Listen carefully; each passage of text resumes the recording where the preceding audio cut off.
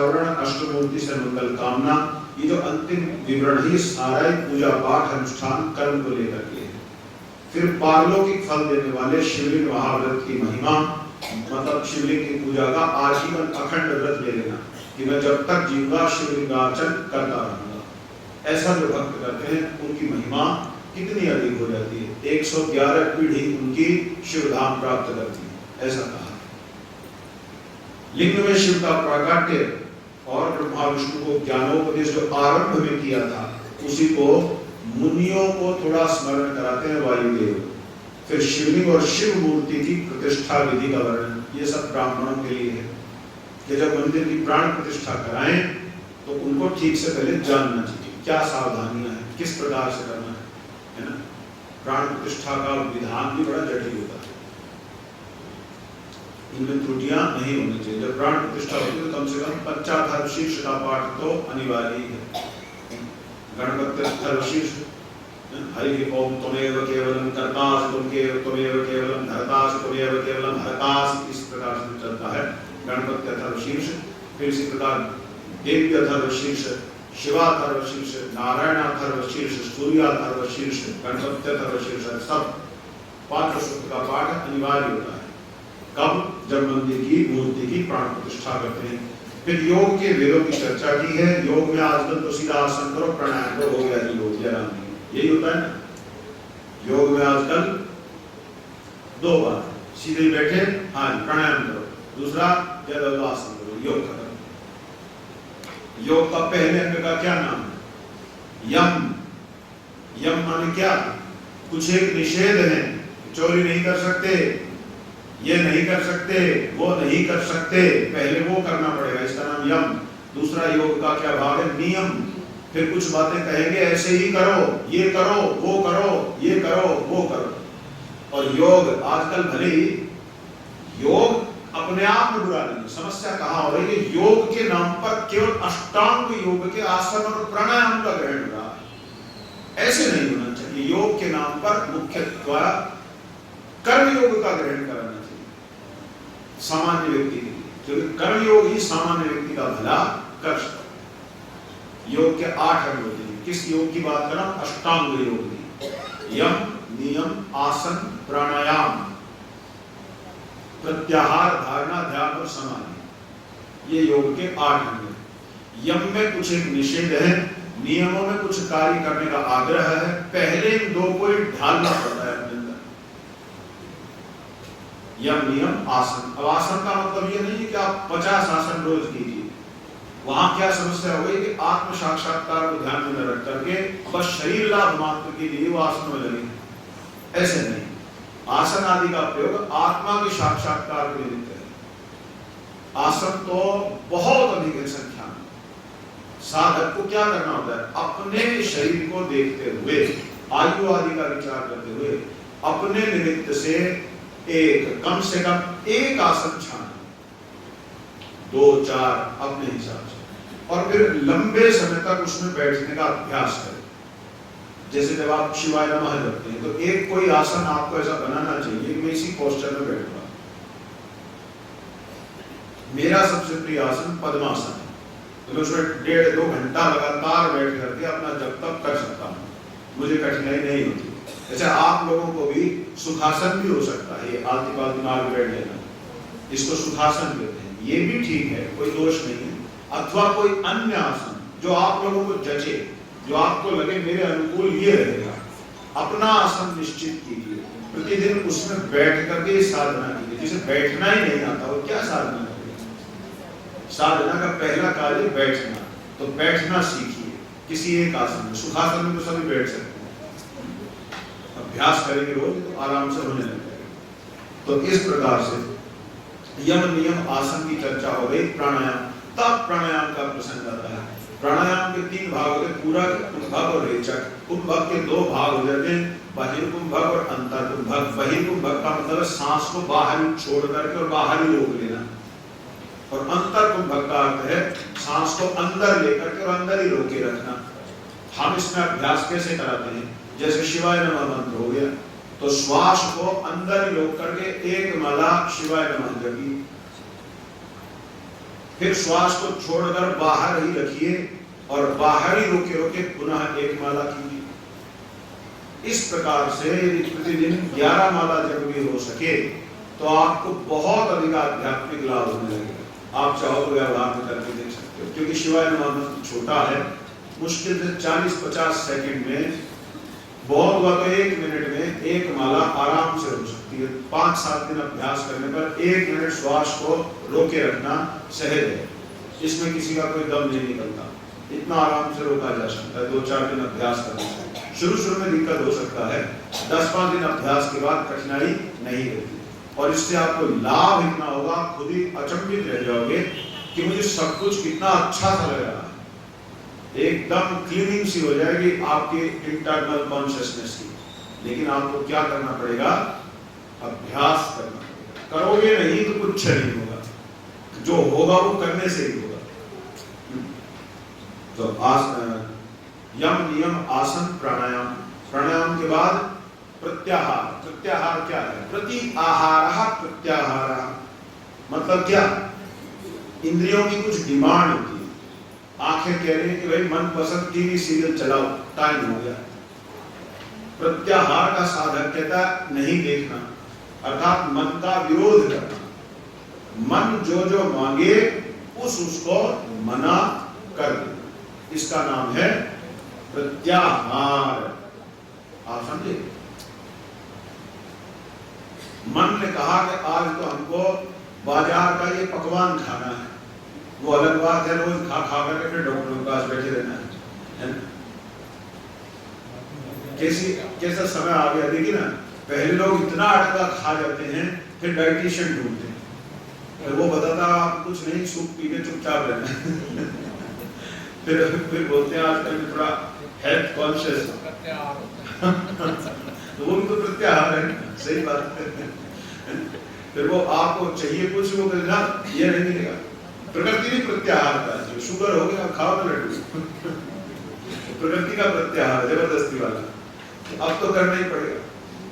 तो प्रत्याहार केवल भोजन में नहीं होता, सभी इंद्रियों के व्यवहार में होता। किसके लिए बात है? साधक के लिए, जिसको आत्मा का साक्षात्कार करने में रुचि है। कानों की इच्छा हो रही है कि भद्दा संगीत सुनना है, लेकिन साधक खुद को चुनौती देता है कि नहीं सुनना, क्योंकि ऐसा सुनेंगे तो फिर विचारों में शुद्धता या पवित्रता बनाए रखना सरल नहीं होगा। तो इसलिए वो खुद को रोकता है। कहने का अर्थ है, जहां जहां मन को जाने से अध्यात्म में हानि होती है, वहां वहां से मन को रोकना, इसका नाम है प्रत्याहार साधना। धारणा, आगे धारणा क्या है? धर्म शास्त्र से श्रवण करके ये जानना कि ईश्वर का वास सृष्टि के कण कण में कैसे है। जैसे धर्म शास्त्र में कि पृथ्वी, हम सब पृथ्वी पे ही रहते हैं ना, तो पृथ्वी शिव के चरण स्वरूप है। तो धारणा का साधक कब? जब 6ठी स्टेज पर जा पहुंचा, तब उस अवस्था में उसका चिंतन अंतःकरण में क्या रहने लगता है? धरती में बैठे बैठे कि नहीं, मैं भगवान शिव के चरणों में ही। ये एक अभी नहीं हो सकता। यम नियम आसन प्राणायाम प्रत्याहार तब धारणा की अवस्था में होगा, 5वीं अवस्था जो भी बन रही, 5वीं 6ठी, तो वहां होगा। एकदम से नहीं हो सकता धारणा। इसी प्रकार से वो पर्वतों को देखता है तो सोचता है भगवान के विश्व रूप की हड्डियां हैं, जैसे हमारी हड्डियां दिखती हैं तो ये विश्व रूप दर्शन में हड्डियों की अवस्था में पहाड़ आदि। जब वो प्रकृति की वनस्पतियों को देखता है तो सोचता है ये विराट रूप के अंदर रोए हैं, है ना, बाल हैं शरीर में छोटे छोटे, इस प्रकार से चिंतन करता है। तो इस तरह से होता क्या है, वो सृष्टि में किधर भी ध्यान दे जाए तो वहीं पर उसकी धारणा हो जाती है कि मैं ईश्वर के शरीर का ही दर्शन कर रहा हूं सर्वत्र। लेकिन ये एकदम से नहीं हो सकता, तो जबरदस्ती एक्टिंग बाजी करने छोड़ेगा, वो होगा तभी जब प्रत्याहार पार हो गया। धारणा और फिर 6ठे नंबर पर ध्यान, तब ध्यान का नंबर आता है। और आजकल पहले नंबर पर सीधे ध्यान, मेडिटेशन करता हूं, इसलिए मैं पूजा नहीं करता भगवान। ये बाहर आडंबर ये बाहर आडंबर करने से क्या हो जाता है? वो तो जो कुछ तो अंदर है, तो हम तो मेडिटेट करते हैं सीधा लोगों ने खुद को ठगने के लिए, बहकाने के लिए बड़े तरीके ढूंढ रखे हैं। यम नियम, आसन, प्राणायाम, प्रत्याहार, धारणा, इतना पार होने के बाद में पर आता है ध्यान का। चित्त वृत्ति निरोधस्तु योग। अभी तो चित्त क्या है ये नहीं पता, वृत्ति किसको कहते हैं ये नहीं पता, फिर उस चित्त की वृत्तियों का निरोध कैसे होगा ये नहीं पता, और कह रहा मैं ध्यान करता हूं योग। ये बातें एडवर्टाइजमेंट के रूप में अच्छी लग सकती हैं, लेकिन वो मेडिटेशन जिसको कहकर किया जा रहा है वो मेडिटेशन नहीं है, आप उसको कहते वो इमिटेशन है। वो बोली नकल मारी जा रही है, दिखावा ऐसा कि ध्यान में, और वो ध्यान का नहीं है, वो इमिटेशन है। बिल्ली भी जब चूहे को फंसाना चाहती है क्या करती है, देखा है ना, ऐसे आंख मूंद करके ऐसे बैठेगी तो देख ही नहीं पाती, लेकिन उसका ध्यान सारा चूहे पर ही होता है, पर आ जाएगा। तो ये मेडिटेशन नहीं, ये इमिटेशन हो रहा है। और इस इमिटेशन का काम क्या है कि तुम हमारे सेंटर में आओ तो सही, यहाँ की चिलापत्ती एक्सेप्ट तो करो, फिर तुम्हारे बैंक में कैसे टका डालना है वो कला हम जानते हैं। ठीक है, यदि मेडिटेशन कैंप लगने वाला 10,000, 20,000, 40,000 फीस चार्जेस मेडिटेशन सिखाने। तो ऋषि लोग के ऊपर से जब देखते होंगे सोचते तो होंगे कि हमारी विद्याओं के साथ लोग कितने तमाशे कर रहे हैं, है ना। मुनियों को भी चिंतन तो होता होगा। तो इस प्रकार से ध्यान धारणा तक हम ध्यान तक आप पहुंचे। अंतिम है समाधि। समाधि दो प्रकार की हो सकती है, निर्वीज और सवीज, विकल्प, सविकल्प समाधि और निर्विकल्प समाधि। सविकल्प समाधि में ईश्वर का दर्शन करते हुए, वो तो खैर फाइनल स्टेज ही समझिए, माया की पूर्ण निवृत्ति नहीं होती है समाधि में, वो तो ब्रह्म भाव होने पर ही होती है, कैवल्य होने पर ही होता है। जिसका कैवल्य है अहम ब्रह्मास्मि, जिसकी बात भगवान शंकराचार्य करते हैं, कैवल्य होने पर ही माया की पूर्ण निवृत्ति होती है, अन्यथा माया बीज रूप में पड़ी होती है। आपने देखा भाई आग के पौधे गर्मियों में भूमि में सब में आग निकल आते हैं, और सर्दी आदि में एक भी दिखाई नहीं देता, तो क्या वे सब गायब हो गए धरती से? नहीं, बीज रूप में जमीन के नीचे उनकी विद्यमानता है। अनुकूल वातावरण होते ही वो उभर कर बाहर आ जाते हैं। इसी प्रकार से बीज रूप से समाधि की अवस्था में भी माया पड़ी होती है। अनुकूल वातावरण मिल जाए तो समाधि वाले की भी वो फिर से पनप के संसार दे देती है, खड़ा कर देती है। लेकिन ब्रह्म भाव हो जाने पर, जीवन मुक्ति की अवस्था आने पर माया की पूर्ण निवृत्ति हो जाती है। इस प्रकार से तो ये हमने आपसे अष्टांग योग का पूरा वर्णन किया। हाँ, अष्टांग योग के सब अधिकारी भी नहीं।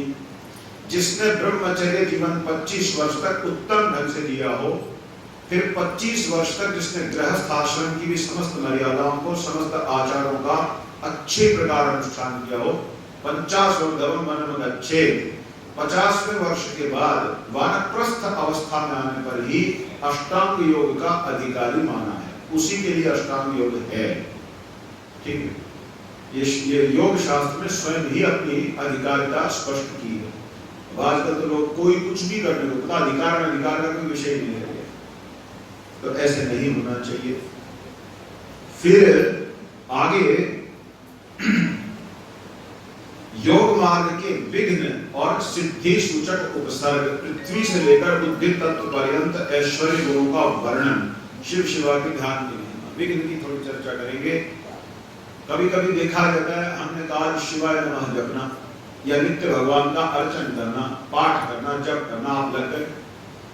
अब आप 2 महीने बाद आप कहते हैं जो कुछ नहीं करता तब तो बड़ी शांति थी, अब तो जब से करने लगा मुझे लग रहा बड़ी उथल पुथल हो गई लाइफ में। पहले इतनी दिक्कत रही है, अब हो रही है। तो शायद मैं कुछ गलत सलत कर रहा हूं, या फिर आपने पता नहीं लोग क्या दे दिया, मुझे तो लाभ तो हो नहीं रहा, उल्टा परेशान हो गया।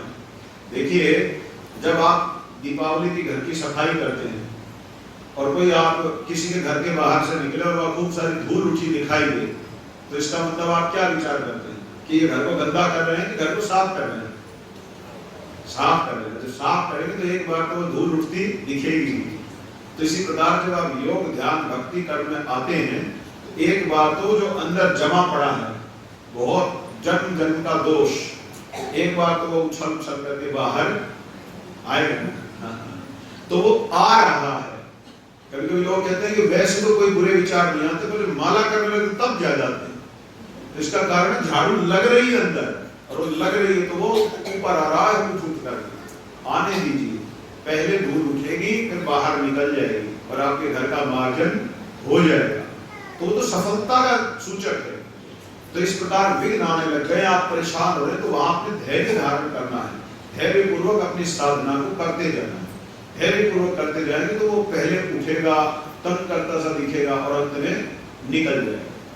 जब वो निकल जाएगा तब आपकी आनंद की स्थिति बनने लगेगी। इसीलिए योग आरंभ करने से पूर्व उसके विघ्नों को भी जान लेना चाहिए, ताकि आप समझ सको कि मेरे साथ कुछ गड़बड़ी नहीं बल्कि शुभ संकेत। इस प्रकार से ये बात कह करके फिर ध्यान की महिमा कही। अब ध्यान पर बता तो बहुत कुछ सकते हैं कि ध्यान कैसे करना चाहिए, लेकिन फिर हमने और मेडिटेशन सेंटर वाले में फर्क क्या रहेगा, इसलिए हमने कहा पहले ध्यान के अधिकारी बनिए। यम नियम आसन प्राणायाम प्रत्याहार धारणा यहाँ तक का काम कीजिए, फिर ध्यान, उसके बाद समाधि की चर्चा होगी। ठीक है, तो इस प्रकार से ध्याने सर्व एव अधिकारः, ध्यान करने में किसी को भी मनाही नहीं है, सब भगवान का ध्यान कर सकते हैं। अभी आपके लिए ध्यान विधि है, अपने घर में अपने इष्ट देव के चित्र के सामने बैठिए, उनका नाम जप करते हुए पूरा ध्यान उन पर ही रखिए, उनके नाम पर रखिए और उन पर रखिए। ये भी एक नाम ध्यान के माध्यम से ध्यान विधि की जा सकती है, जो सरल और सहज है। फिर शिव क्षेत्र में प्राण त्यागने की भावना करनी चाहिए। क्षेत्र किसको बोलते हैं? आजकल तो लोग यही सोचते हैं कि कोई भी जो एक पर्टिकुलर लैंड है वो क्षेत्र है यही सोचते हैं ना, क्योंकि उनको भाषा के उन्होंने सब अर्थ अपने हिसाब से निश्चित कर रखे।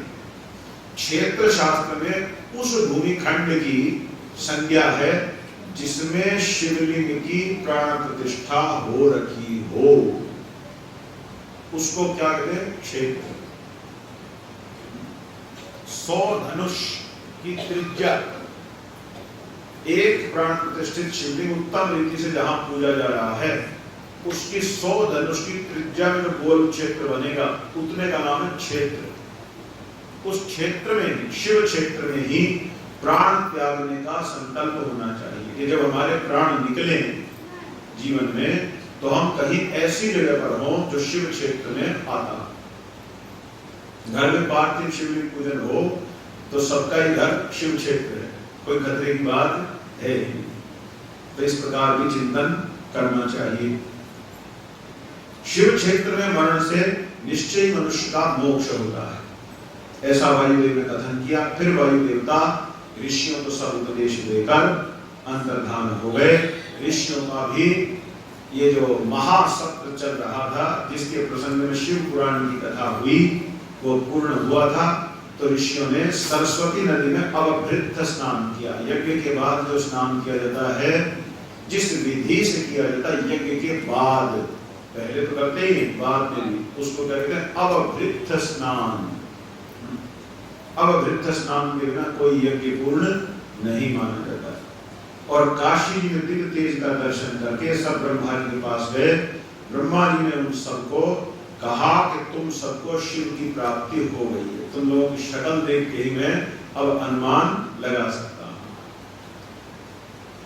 मेरुगिरी के स्कंद सरोवर के तट पर मुनियों का सनत कुमार जी से मिलन हुआ। भगवान नंदी वहां आए और दृष्टिपात मात्र से नंदी ने सबके पाश का छेदन कर दिया। ये शक्तिपात होता है। शक्तिपात एक ऐसी स्थिति है जिसमें गुरु शिष्य को अपने तपोबल से बिना शिष्य की तपस्या किए भी जबरदस्ती पकड़ करके उद्धार कर देता है। लेकिन ऐसा बार बार कोई गुरु भी नहीं कर सकता। आजकल तो कलयुगी गुरु कैंप लगाते हैं, 4000 में 5000 में शक्तिपात दीक्षा देती है और दुनिया की लाइन लगती है कि 5000 शक्तिपात तो शक्तिपात फोकट में चाहिए ना सब कुछ, हाथ पैर हिलाने नहीं। शक्तिपात कोई भी गुरु जीवन में एक ही बार कर पाएगा, अधिक से बहुत बड़ी बात है 2 बार नहीं।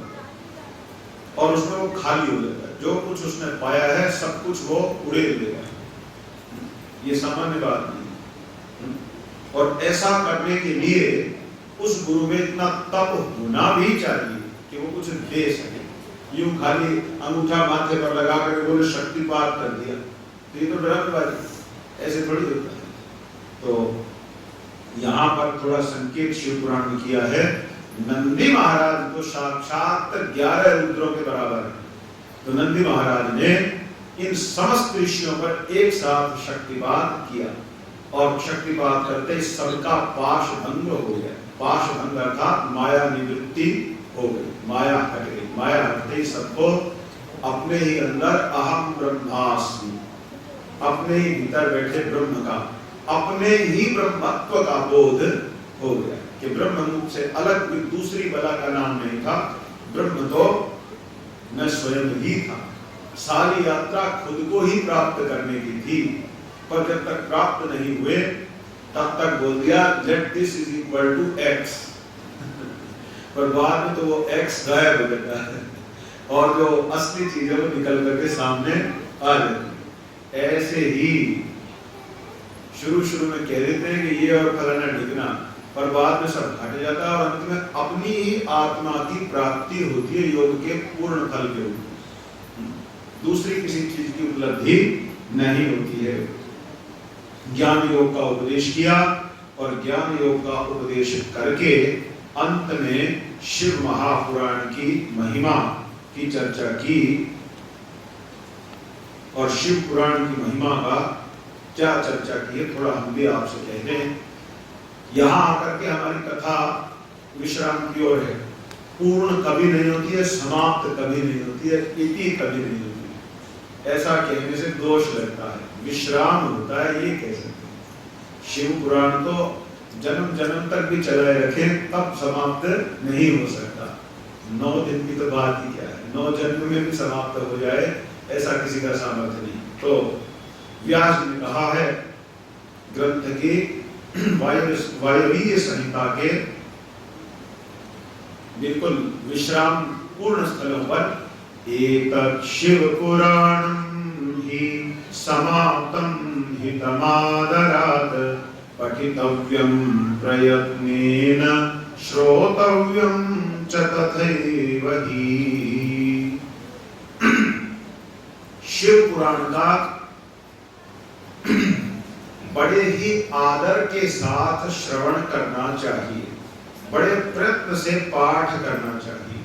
नास्तिक श्रद्धाहीन शठ महेश्वर के प्रति भक्ति से जो हीन हो, धर्म ध्वजी पाखंडियों को इसका उपदेश नहीं करना चाहिए। व्यास जी का और इसका एक बार श्रद्धा भक्ति से युक्त होकर श्रवण करने से समस्त पापों का नाश होता है। एक बार शिव पुराण का श्रवण करने से। फिर भक्तिहीन भी अगर कोई हो तो एक बार शिव पुराण श्रवण से शिव जी की भक्ति में उसका भी मन लग जाता है। वो भी सावधान हो जाता है कि भाई महादेव के प्रति मुझे ध्यान देना पड़ेगा। हम तो शिव जी को कुछ ऐसे ही टाइम पास चला रहे थे अब हम शिव जी के प्रति गंभीर बनेंगे। तो ये एक बार श्रवण का फल है। और भक्त भक्ति की समृद्धि का भागी होता है। पहले से ही कोई शिव भक्त है तो वो शिव पुराण सुनने से ऐसा अनुभव करता है कि मेरी शिव भक्ति को पंख लग गए, वो बहुत आगे बढ़ गई, अपनी भक्ति को वो बढ़ा लेता है। दूसरी बार श्रवण करने पर भक्ति भक्ति न रहकर उत्तम भक्ति बन जाती है शिव के प्रति। तो शिव पुराण को एक बार श्रवण का विधान नहीं है, यहाँ पे दूसरी बार भी श्रवण करना चाहिए। फिर बोले तीसरी बार जो शिव पुराण का श्रवण करे तो वो जीते जी मुक्त ही है। ये नहीं सोचना चाहिए कि मर करके आगे मुक्त होगा, वो इस धरा पर जीते जी मुक्त ही है। इसलिए मुमुक्षु पुरुष लोग तो यानी जिनके जीवन में मोक्ष ही परम उद्देश्य है, वे तो बारंबार शिव महापुराण का श्रवण करते ही रहते हैं, वे रुकते ही नहीं है कभी। किसी भी उत्तम फल को पाने के लिए शुद्ध बुद्धि से। अब आपके मन में कोई ऐसी मनोकामना है जिसको आप समझते हैं ये तो भाई मैं बता भी नहीं सकता कि हमको ये चाहिए। तो यहाँ व्यास की सुझाव देते हैं, पंचावृत्ति प्रकर्तव्या पुराणस्य सद्धिया परम फलम समुद्दिश्य तत्प्राप्नोति न संशयः। 5 बार शिव पुराण का पूर्ण पाठ कर देने पर आपके मन में जब कुछ भी हो वो होता है। यहां व्यास जी, चाहे वो इस लोक से संबंधित कामना हो या परलोक से संबंधित कामना, 5 पाठ 5 आवृत्ति में ये पूर्णता के साथ उस कार्य को करता है। आगे कहते हैं, किसी भी उत्तम फल की प्राप्ति के लिए 5 पाठ, ऐसा करने से मनुष्य उस फल को पाता है, इसमें संशय नहीं है। प्राचीन काल के राजाओं, ब्राह्मणों और श्रेष्ठ वैश्यों ने इसकी 7 आवृत्ति करने के बाद साक्षात भगवान शिव का दर्शन किया है। प्राचीन काल के जितने भी ब्राह्मण, क्षत्रिय और वैश्य होते थे, यहाँ व्यास कहते हैं वे सारे शिव पुराण की 7 आवृत्ति अवश्य करते थे अपने जीवन में। कैसे भी करके कि 7 राउंड उन्होंने शिव पुराण में लगाने ही लगाने। तो यहाँ कहते हैं इससे उनको साक्षात भगवान शिव का दर्शन हुआ। जो मनुष्य भक्ति परायण होकर इसका श्रवण करेगा वह भी इस लोक में सब सुखों को भोगकर अंत में निश्चय ही भगवान को प्राप्त कर लेगा। यह श्रेष्ठ शिव महापुराण भगवान शिव को परम प्रिय है। तो शिव का बड़ा प्रिय कार्य हो जाता है जब आप शिव पुराण पढ़ते हैं या शिव पुराण सुनते हैं, तो आप शिव को बहुत प्रसन्न कर लेते हैं। यह वेद के तुल्य माननीय है और मनुष्य को भुक्तिम च मुक्तिम विन्दति मानवः। जो वो इस संसार में चाहता है वो भी देता है और मृत्यु के बाद जैसी गति चाहता है वैसी गति भी मनुष्य को ये प्रदान करता है। भगवान शिव के प्रति अखंड भक्ति प्रदान करने वाला है। अपने प्रमथ गणों, दोनों पुत्रों और देवी पार्वती जी के साथ भगवान शंकर इस पुराण के वक्ता। व्यास जी अंतिम पंक्ति में कहते हैं, एतत् शिव पुराणस्य वक्तुः श्रोतुश्च सर्वदा सगणः ससुतः सांबः शंकरोतु सशंकरः। इसके बाद दूसरा कोई श्लोक नहीं है वर्तमान ग्रंथ में। तो हम ये तो नहीं कहेंगे ना अंतिम, हम कहेंगे इस ग्रंथ में इसके आगे और श्लोक नहीं है।